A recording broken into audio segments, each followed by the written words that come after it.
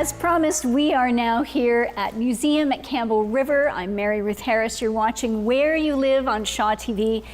Joining us today is Sandra Parrish, who is the Executive Director here at the Museum at Campbell River. 60 years! 60 years the museum has been in this town, preserving the past to inform our future. Unbelievable. It is, yeah. It went like that. It certainly did. Not that I could experience all 60 years, but yes. Yes, but amazing. And you've been here for almost half. Almost half, yes. That is amazing. So what has the journey been like for you, watching the museum grow in those 30 years? Well, it's been quite a journey from, really so many people in my early years that I looked up to and their dedication and their enthusiasm for this building, for making this building happening. And they're always working towards a very professional level. So I've had a lot of good mentors, a lot of people to look up to. It's been quite a journey from a very small building to this facility here. Is there any one particular exhibit that really stands out for you?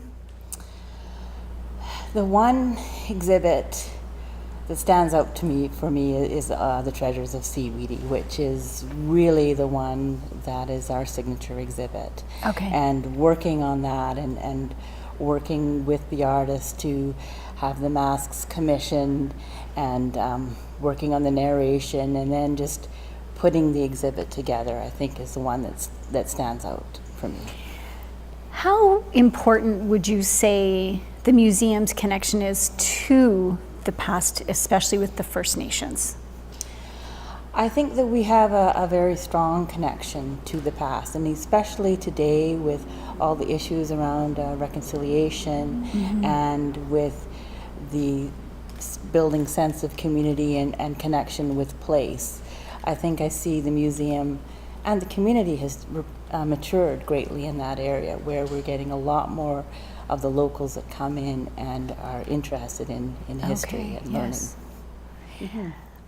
Over the last 2 years, there's been a change, even in the school teachings, in the educational programs from K to 12. Have they been utilizing the museum to complement that structure? Oh, absolutely. Okay. The school programs have changed vastly in the last couple of years. We have, normally, previously it was very structured. If you were in grade 4, you came in for First Nations R. If you were in this grade, you came in for early settlement. Okay. Now it's wide open. We have teachers who have a grade 3 class who are coming in dealing with topics such as residential schools. Right. We have teachers who are just exploring all the different areas that we can provide informational support. That must be almost exciting for your staff, though, that they actually get to embrace everything the museum has to offer and share that with the school classes that come in. It is, and the classes are, they're coming from further afield. We have lots of classes coming up from the Courtenay area. Okay. Groups coming from up north, Zabalas, and very interesting. remote schools, lots of home schools. And yes, it is, it keeps it varied. So yeah, they are really enjoying the mixture. So with the exhibit that's on now until the beginning of November, That's right. 60.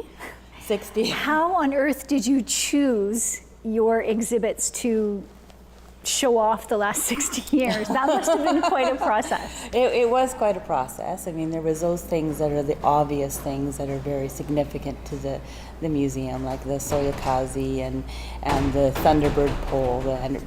But the others, it was really just thinking about which ones had really unique and different stories, which ones kind of represented the breadth of the collection, and a little bit of haggling back and forth between the curator and I. I'll give you that one if you give me that one.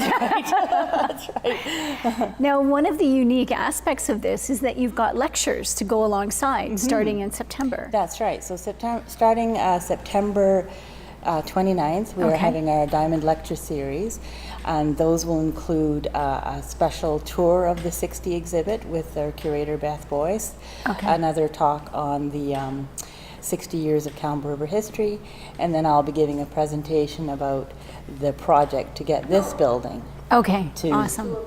in place. Fabulous. Now, of course, there's a lot going on in October, November, December, and Yes. they can find that. They can find that all on the museum's website, Okay. www.crmuseum.ca, for all of the up-to-date information about our activities. Awesome. Well, thank you so much, Sandra. It's You're been welcome. wonderful to learn about the 60 celebration. You're very welcome. You're watching Where You Live. We'll be right back.